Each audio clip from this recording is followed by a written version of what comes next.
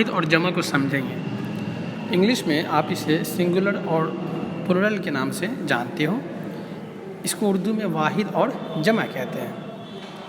اب آپ کے سامنے کچھ تصویریں دکھ رہا ہوگا، آپ دیکھ رہے ہیں کتاب، کتابیں، اس کے بعد پینسل، پینسلیں، یہ 4 چیزیں لکھی ہوئی ہیں۔ دونوں میں فرق ہے۔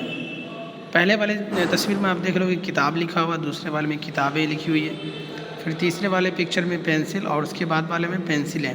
تو آپ اس میں غور کرو کہ کتاب جہاں پہ لکھا ہوا ہے وہاں پہ ایک ہی بک ہے، لیکن جب کتابیں لکھی ہوئی تو وہاں پہ ایک سے زائد بک ہے۔ تو جہاں پہ پینسل لکھا ہوا وہاں پہ صرف ایک پینسل کی تصویر ہے، اور دوسرے میں جہاں پہ پینسلیں لکھی ہوئی ہیں وہاں پہ 4-5 پینسل یعنی ایک سے زیادہ ہے۔ اب آپ کو فرق سمجھ میں آ گیا ہوگا تھوڑا سا کہ ایک سے زیادہ چیزیں اگر نمبر میں رہیں گے، تعداد میں، تو وہ جمع کہلائے گا، اور اگر ایک رہے گا تو وہ واحد کہلائے گا۔ ان دونوں خانوں میں دکھائی گئی تصویروں پر غور کیجیے آپ۔ الف کے خانے میں، باکس میں، ایک کتاب اور ایک پینسل کی تصویر دی گئی ہے، اور بے والے باکس میں، خانے میں، کئی کتابوں اور پینسلوں کی تصویریں ہیں۔ آپ جانتے ہیں کہ ہر چیز کی کوئی نہ کوئی تعداد ہوتی ہے۔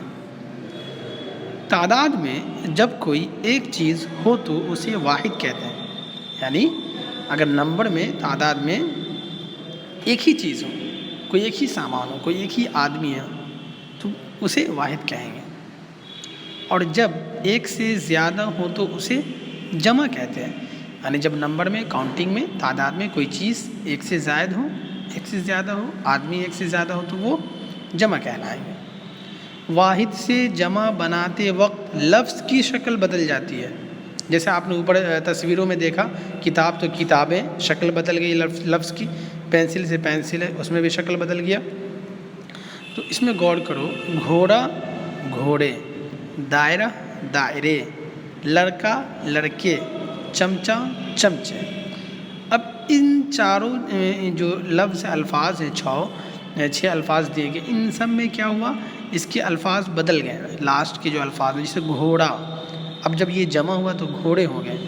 اسی طرح سے پہلے میں ہم لکھا ہوا دائرہ، جب اس کو جمع پڑھیں گے تو دائرے ہو جائیں، یعنی اس کی جو شکل ہے لفظ کی وہ تبدیل ہو گیا۔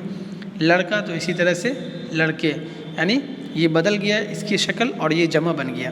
چمچہ سے چمچے۔ یہ بھی ذہن میں رہے کہ واحد سے جمع بناتے وقت جملے کی شکل بھی بدل جاتی ہے، جیسا آپ نے اوپر پڑھا کہ جب ہم واحد سے جمع بنائیں گے تو لفظ کی شکلیں بدل جائیں گی، ورڈز چینج ہو جائیں گے، اسی طرح سے جملے بھی، سینٹنس بھی بدل جاتے ہیں۔ گھوڑا دوڑ رہا ہے، یہ واحد کا جملہ ہے، لیکن آپ کہیں گے گھوڑے دوڑ رہے ہیں، تو گھوڑے جب بولیں گے تو دوڑ رہے ہیں ہوں گے، دوڑ رہا ہے نہیں ہوگا۔ جب ہم بولیں گے گھوڑا، تب وہاں پہ ایک گھوڑا مراد لیا آپ، تو جملہ ہوگا گھوڑا دوڑ رہا ہے، لیکن جیسے ہی آپ نے کہا گھوڑے، تب اس کے ساتھ ہوگا گھوڑے دوڑ رہے ہیں۔ اگر آپ نے یہ لکھا کہ گھوڑے دوڑ رہا ہے تو یہ غلط ہوگا، بلکہ گھوڑے کے ساتھ دوڑ رہے ہیں لکھا جائے گا۔ اسی طرح سے لڑکا کھیل رہا ہے، اور اگر کئی سارے لڑکے ہیں تو کیا کہیں گے آپ کہ لڑکے کھیل رہے ہیں، لڑکے لکھ رہے ہیں، لڑکے پڑھ رہے ہیں، لڑکے اسکول جا رہے ہیں، بچہ پڑھ رہا ہے، بچے پڑھ رہے ہیں۔ یہ بھی یاد رکھیں کہ واحد لفظ کے آخر میں اگر یا ہو تو اس کی جمع بنانے میں الف نگنہ لگایا جاتا ہے، جیسے لڑکی۔ اب آپ غور کرو، لڑکی ایک لفظ ہے، ایک اسم ہے، نام ہے، لڑکی کے آخر میں یہ ہے۔ اب اس کی جمع بنانے کے لیے کیا کریں گے، لاسٹ میں الف اور نو کا اضافہ کر دیں گے، لڑکیاں۔ یہ تو ویسا ہی جیسا تھا لڑکی، لڑکیاں، الف اور نو گنہ کی اضافت کر دی، لڑکیاں۔ کلی سے کلیاں، کھڑکی سے کھڑکیاں،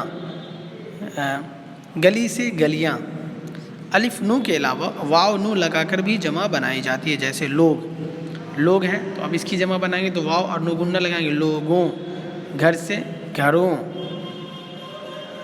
اس طرح سے آپ واحد سے جمع بنا سکتے ہیں۔ پھر حمزہ یہ نو گنہ لگا کر بھی واحد سے جمع بناتے ہیں، جیسے دوا، دوا کی جمع کیا، دوائیں۔ دعا کی جمع دعائیں، سب کے لاسٹ میں حمزہ یہ نو گنہ لگا دیا گیا۔ گھٹا سے گھٹائیں، صدا سے صدائیں۔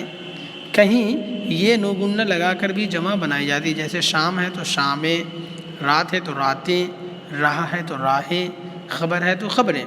اوپر کی مثالوں میں واحد سے جمع بنانے کا یہ اردو قاعدہ ہے۔ اس کے علاوہ اردو میں فارسی عربی قاعدے سے بھی واحد سے جمع بنائی جاتی ہے۔